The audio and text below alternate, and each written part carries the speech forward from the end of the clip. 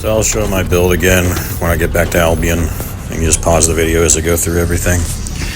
And also, I showed the real stats at the beginning of this video and in the thumbnail. If you look at the bottom right of the thumbnail, those are the actual stats in combat. Because again, just to reiterate, the game's bugged, or rather the overwhelming HP mod is bugged, where it just gives you a different stat. The wrong stat, I believe, hopefully. Knowing developers, I just bet you it wouldn't surprise me if they, quote, fix the bug. They, quote, fix it where it's actually what it is at Albion, which means it doesn't do hardly anything. And then I effectively get a huge nerf. That wouldn't surprise me. But that actually makes no sense, because if you do the math and the percentages, the whole point is you're using synergy with your shield.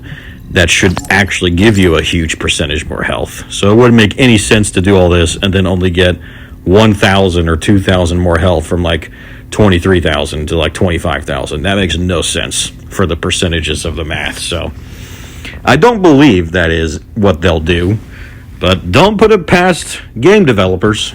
They love, nerfing people. So we'll see.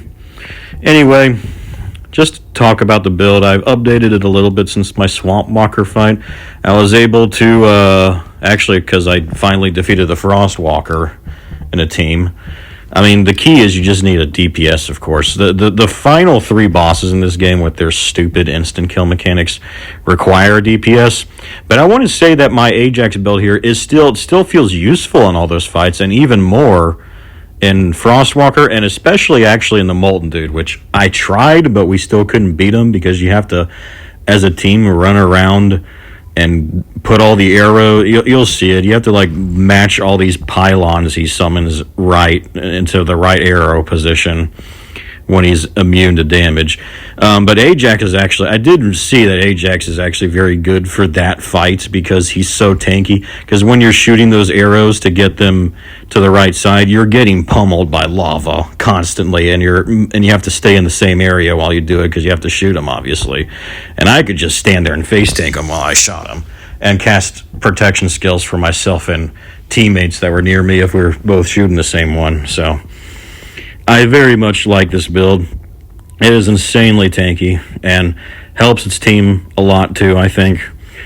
And I like being a tank. And Ajax, I feel like, is the only true tank. Kyle, I feel like, I haven't tried him though, but from the builds I've seen so far on him, he seems more like a DPS tank or a bruiser build, which means he's not really a tank. He's not a pure tank. Ajax is the only one that feels like a pure tank Descendant for now. But yeah, I've upgraded. If you've noticed, I now have 46,000 health instead of 44,000 health, and defense remains the same. I still need to figure out what set bonus I want to use on my components.